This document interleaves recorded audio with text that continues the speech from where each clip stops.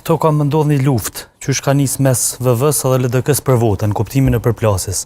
Sepse këto dy shoh situata. Na kemi pas, kthejmë 2019, e kemi pas vetëvendosja ka dalë e para, me 1% LDK-n, edhe e kem pas LDK në anën tjetër që atë kohë ishte Vjosa Osmani. Çka ka ndodhur? Në momentin kur ndodhi prishja e koalicionit dhe Vjosa ikun nga LDK-ja, edhe ky balanci u prish.